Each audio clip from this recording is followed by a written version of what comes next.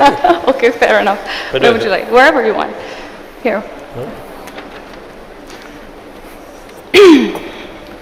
Okay. Thank you, Jitu, for joining us today, and thank you for all the support that you've shown HICSA. It's your first Hotelivate event, and we're very happy to have you with us. Thank you. Thank you. So Jitu, you've obviously been in the real estate business for 30 plus years now, and you have everything from commercial, residential, hotels, co-working, and of course you pioneered the first REIT in the country. So tell us, was this always your vision? And looking back now, what do you see as sort of key success factors for Embassy Group? I mean, of course, it probably wasn't my vision to build it at this scale, though of course there was a certain scale I had in mind. And as time went by, the scale increased, Fortunately, I'm born in a Sindhi family. The greed just keeps on increasing. My reason for success is, I think it's, like everybody mentioned, is Embassy's, belief in their people and trust in their people, our empowerment in our people. So I think, I probably couldn't have done this alone without a good team, and I've been lucky with a good team. I'm lucky with the next generation also in the business. Yes. Doing quite well. Yes. So I think that's my strength. Fair enough. So you obviously have a fair number of hotels now, including this beautiful property that we're in. Our sector, especially when it's pegged against commercial and residential, is often tagged as delivering suboptimal returns, right? Or just ROCEs that are underwhelming. So how do you compare hospitality as an asset class to these other asset classes? And what would your advice be to hotel owners in this room today? So we at Embassy got into the hotel business more from the perspective of upgrading our office rents. Yes. So that was how we started with the first hotel. But in fact, I met a friend and colleague here, Mr. S.P. Jain, is somewhere behind. And my whole thought process is always that if Mr. S.P. Jain can make hotels and make money, then definitely it's a science somebody needs to learn. Because I know him quite well, he's very calculative, and he wouldn't be in this business if there's no money. So I think hotel industry is a science which we need to learn, and at Embassy we're trying to perfect it. I think it's got to do a lot with cost of management. Yep. And sticking to the cost of per room which you build based on each area and location. And if your ego doesn't take you far ahead and you start making these hotels which probably owners think is their home. Yep. If we tend to stay away with that, I think there's a good chance to make money, and it's something probably one day we'll probably achieve. But right now I can say that I don't think we know the science very well, but it blends with our office parks. So Yep. For us it's a very safe area, it's a captive audience.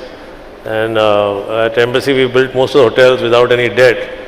Right. Because we feel the office rents can pay for the hotel costs, and that's much safer for us to do it. But I'm sure one day, I was just telling my son while introducing to SP Jain that once we learn the science, then I'm sure we'll build a lot more hotels.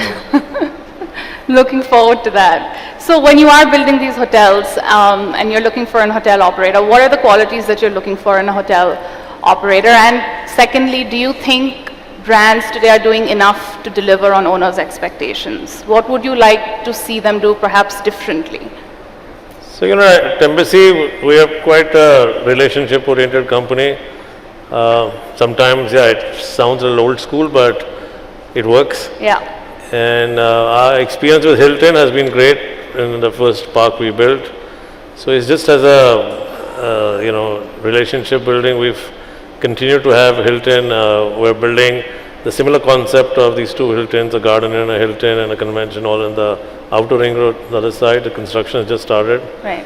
And so it's somehow by default, we're quite happy with somebody we're dealing with, and we prefer sticking on to it. Maybe we're actually worried about some change. So I think when everything works well, might as well stick to it. Why change it? I think Hilton's done a great job with this property, and the present GM here, Manish, he also set up the earlier Hilton to one level, and everybody, the whole team's doing a great job. But is there something that you would still feel like, no, they should be doing this differently? So we found, we have some restaurants also around the country, and we feel that in India the quality of service, just a small thing like a waiter pouring a glass of water, or opening a bottle of wine, it's very important. And we found that at Hilton, they had good trading standards, and it is well to the standard we want. Yeah. And frankly, we've located the hotels in a proper location, so the revenue comes and it's a good brand. So I think, but I know there is a lot of pressure from a lot of other brands to have change, but I don't know. Right now, nothing on the cards. Fair enough. So you acquired the Four Seasons a few years ago, right? Yeah. And if I'm not wrong, this is one of your only acquisitions. Otherwise, everything has been built from ground up, right? So what was the reason to go down that route for this asset? And are you looking at acquisitions as a path to grow in the future? No, so basically Embassy, we're very focused that everything we do is connected to real estate. And of course, I don't think I'm a guy or a company, a person who's heading Embassy to build a Four Seasons hotel. Four Seasons hotel is not very easy to run and make money out of it. But we decided that Four Seasons, along with the residential and the commercial, makes it a much viable concept. And fortunately, it belonged to Goldman Sachs and the Whitehall Fund, which went bust. So we got it at a good price, and the whole idea was that we would make money of the residences and the office, and the hotel would be, in terms of debt-free as per our profit. And so that sounds good, but I think hotels like Four Seasons, city hotels, business hotels where room rates are high will take a little time, but so that's how we stuck to the whole focus, the way Four Seasons is built, the quality of construction, the design, we didn't wave with that, and the rest of the real estate actually has helped us keep the hotel in good shape, and financially strong. So you look at acquisitions, but there needs to be a strategic reason. If it makes money sense, why not? Fair enough. So, not a lot of people know that you have a lot of ancillary businesses as well, right? From like the Hard Rock franchise, WeWork franchise in India. You have Olive, your hybrid hospitality venture now. Can you tell us a little bit about these ancillary businesses and why you decided to get into them? So, like I mentioned, everything we do is connected to real estate. And so basically, WeWork was an extension to our traditional business of office space, and it gives us flexible office space. So it also allows some of our tenants to be in a WeWork and then come to an Embassy Park. Yeah. Also, WeWork brings life into some of our buildings. Initially, when we want to upgrade the whole park. Similarly, Olive is, it's basically, what I would say, my son won't be very happy, but I call it dignified PG accommodation, and it's good design, it's got a hotel feel, but of course it's now making us look that, running Olive, we can run cheaper budget hotels with a cheaper management cost of our own. Right. And it's doing quite well. So all these are connected to our real estate again, because we're also now promising our clients that we could give you 1 million square feet, 2 million square feet campus, but we could also give you 500 bed accommodation for the people, those kind of things. And Hard Rock came to our lab by default, but it's something which is required, so if you see an Embassy building, sometimes in a large lobby you just need a coffee shop. Yeah. It doesn't make money, but it's like a piece of the furniture there, which upgrades the whole ambience of the lobby. So we thought that if we have an arm which does this ourselves, rather than going to other people, and Hard Rock brand actually just came across through a friend of mine, because again, Hard Rock had gone bankrupt earlier in India before, so that's how we got it. Okay. So let's shift gears a little bit and talk about real estate in the future, right? So many people in today's generation they're a bit apprehensive about real estate, right? They prefer to just rent things out rather than perhaps investing and buying in it. So as a real estate company, what are your thoughts on this to the people that say the golden era of real estate is over? In the 80s, 90s, what happened in real estate is just not going to happen again? Yeah, from my father's time, real estate only went one way up. Yeah. Till the 96 crash came in. So I think as far as real estate is concerned, I mean, especially being in a country like India, the growth is, in terms of population, is phenomenal. You know, the rural population is moving into cities. So there is still scope for a long time, you know, to be in this business. I agree that residential rental is a big thing, which a lot of new millennium people don't want to buy, and assets like they want to Uber, they don't want to own a car. But still, I think there's a traditional value system in India, so the mid-sector residential will still do well. But we are also looking at that at some day we might have to do a REIT, which involves residential. And Aditya, my second son, is very keen to look at that sector. Right. And I think at some point that would happen. So we'll change with times as it comes. But right now the focus is on mid-segment residential, which is really doing well, and probably doing more well on completion than under construction, because of, you know, we have a lot of old developers problems which is there, which is, you know, buildings were, projects were stuck. But I think everybody's learned their lesson, and I'm not saying because I'm from the developer lobby, but I think it's one sector which has quickly changed with all the mistakes they've made, you know. Yeah. No, absolutely. And I mean, obviously, you mentioned the REIT, of course, and that's a great way to sort of diversify your portfolio. Yeah. The yields are better, much better than what you would get in residential otherwise. But the concept is still pretty nascent in India, right? So, how do you see the REIT market developing, and what do you think is going to drive the retail investors' adoption in this space? So I think the REIT, to be honest, actually it's a really good product, but I think it's a failure on our part also to kind of send the message down to the retail investors, and actually show the benefits of investing in a REIT. And we're quite working on it. In my opinion, you know, people who invested in a 500 square feet office for some rental income, to a office to a chartered accountant, or let's say an insurance agent, will probably land up in investing in the REIT. But as in more and more all these investors come in, the REIT would grow. But I think it just needs a lot of education on the benefits of investing in a REIT. Obviously, a few months back, you know, the finance minister wasn't kind enough to impose the tax and reverse it, which again was a big fallback on something which is a new product in the country. But I guess, you know, I always say India is a country where, you know, you're like in the Predator movie, you know, where you don't know where the enemy comes from. So I think we'll pass through it, and in the future the REIT has obviously a big success with retail investors, and you know, we're here to stay for a long term. So I think it will pay back. I mean, unlike other markets where REITs are perhaps a more mature concept, in India you're not seeing too much trading volume in REITs, right? So like I said, it's again to do with educating them. And I think it's a really good product for any retail investor, but like I mentioned earlier, it's one of probably our lapses that we focus too much on the big FIs investments, and we should focus more on the retail investors. But I think in time it will change, surely. You know? Okay. So, do you remember what your first deal was? The first deal that you ever did?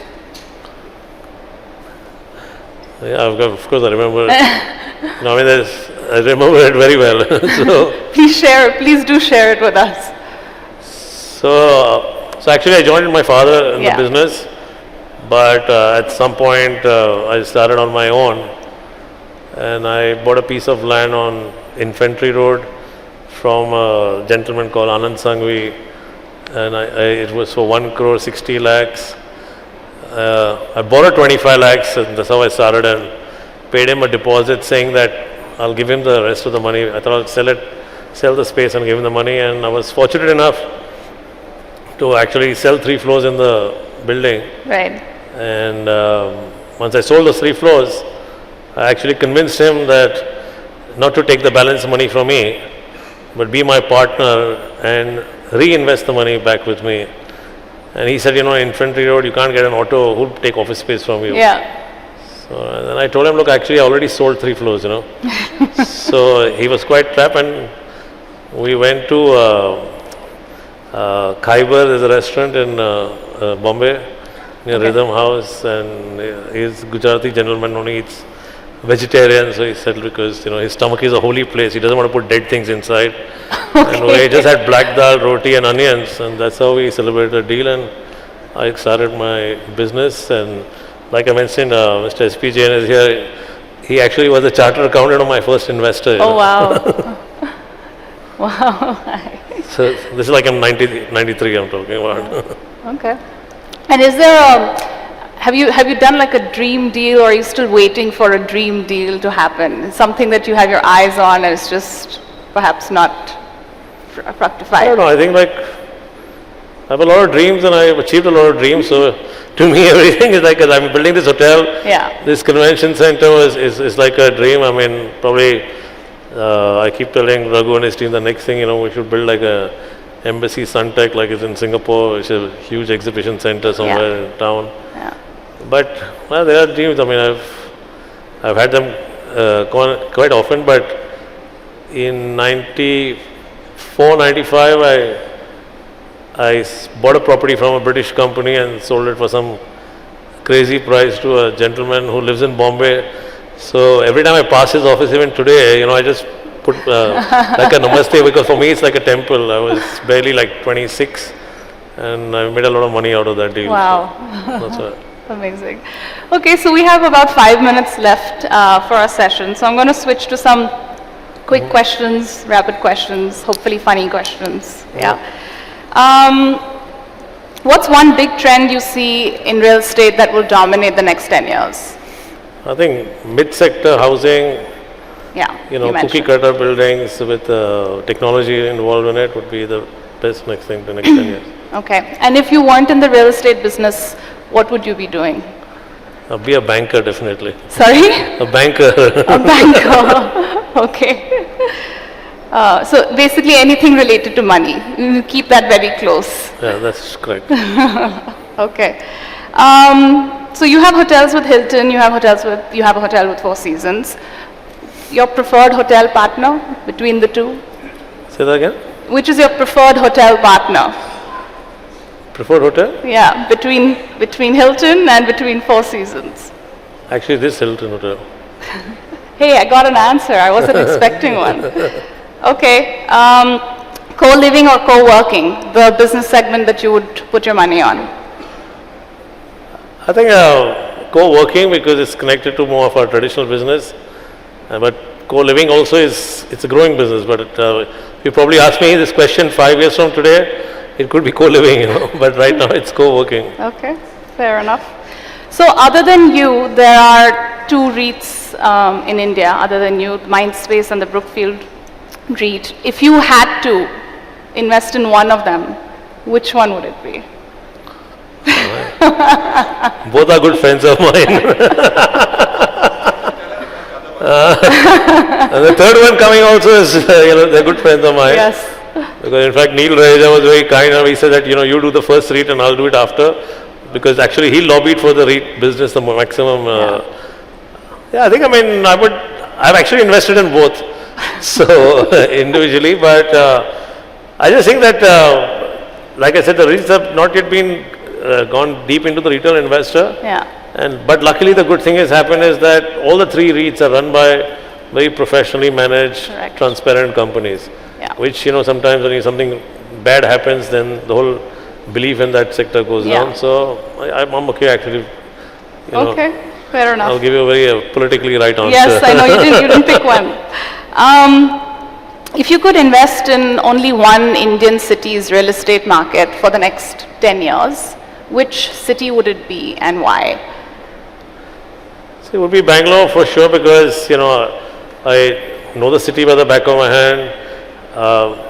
One thing good about Bangalore is that you may not have too many jumps in prices, but it's a very organized growth. So you can predict your growth, you can predict profitability, and you can predict things which happen. Yeah. The government is also, there have been a lot of changes in government, but the bureaucrats have been good enough, so the approval system, everything is clean over here. So, I hear other cities now, we're doing a merger for the India Bulls Real Estate, so we'll be in other cities, but My biggest nightmares is thinking about it is the approval system. Yeah. But here, Bangalore is very organized, so you can organize your growth. But Bangalore is its home, so I mean, obviously, let's put Bangalore aside for a minute. Other than Bangalore, what city would you put your money in? It'd be Bombay, because it's one city which rewards you in terms of price for the quality you deliver. Yeah. And for the professionalism you give in, you get a big premium for it. So Bombay would be the city.